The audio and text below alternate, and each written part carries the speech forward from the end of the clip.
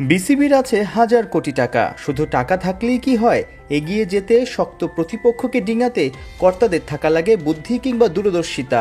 সাবেক অধিনায়ক পাইলটের মতে ডাচদের বিপক্ষে এই সিরিজটা আরব আমিরাত কিংবা ওমানে আয়োজন করতে পারলে বড় লাভই হতো বাংলাদেশের। পজিটিভভাবে চিন্তা করতাম যে ঠিক আছে আমার একটু খরচ হবে, কিন্তু আমি ম্যাচগুলো সব মিডল ইস্টে নিই, বিকজ হচ্ছে আমার খেলাও মিডল ইস্টে, এশিয়া কাপ।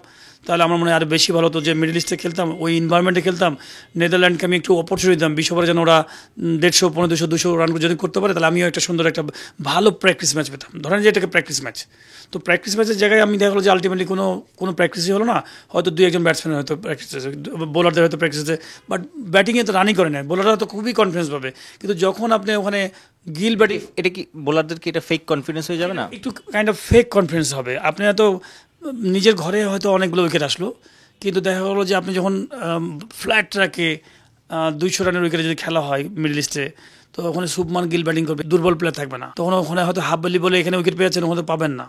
তো অনেক কিছু থাকবে যেটা আপনি হয়তো বেটার জায়গায় ব্যাটিং মানে খেললে পরে ভালো হতো। ওই অঞ্চলে কিন্তু বেশ ওইদিকে পাকিস্তান, ইন্ডিয়া, শ্রীলঙ্কা নেট বোলারও আপনি পেতে পারতেন, ডিফারেন্ট উইকেট বোলার পেতে পারতেন, সব কিছু মিলে আলাদা হতো।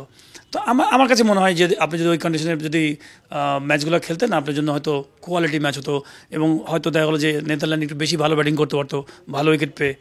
এই উইকেটে হয়তো তারা কিছুই খুঁজে পাচ্ছে না, রিদমই খুঁজে পাচ্ছে না, তো আপনি আলটিমেটলি কি প্র্যাকটিস করবেন? ব্যাক টু ব্যাক 2 ম্যাচে টস জেতার পরে মানে ব্যাটিং নেওয়ার সাহসটা দেখায় না কেন ক্যাপ্টেন বা টিম ম্যানেজমেন্ট? মানে ওই বোল্ড ডিসিশনগুলো যদি আমরা নেদারল্যান্ডসের বিপক্ষে নিতে না পারি, আমরা যদি 200-220 রানের হ্যাবিটটা না গ্রো করতে পারি, রিস্ক নিতে চায় না। বিকজ যদি কোনো কারণে একটা অ্যাক্সিডেন্ট হয়ে যায়, মিডিয়া কি বলবে, মানুষ কি বলবে, হয়তো সেই রকম একটা নেগেটিভ চিন্তা আছে এগেনস্ট নেদারল্যান্ডস। আমার কাছে মনে হয় যে স্ট্রেট আপনি জানেন যে এই আমাদের কন্ডিশনে কিন্তু তারা ভালো করার কথা না ফার্স্ট ব্যাটিং টস জিতে, বিকজ আপনাকে তো এইখান থেকে শুরু করতে হবে আমি কী ধরনের অ্যাটাকিং খেলা খেলবো, এবং একদম টস জিতবো, ব্যাটিং করবো, এবং টাফ টাইমটা আমার ব্যাটসম্যানের যেন হয়। টপ 3 বা টপ 4 ব্যাটিং করার সুযোগ পেয়েছে 2 ম্যাচে।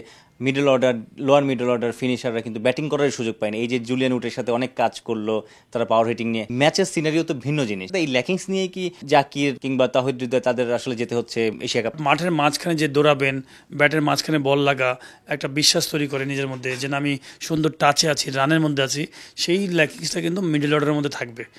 এবং আমাদের দেশের বেশিরভাগ খেলোয়াড় কিন্তু রেডি টু প্লে না। সাইফুল রূপক, 71।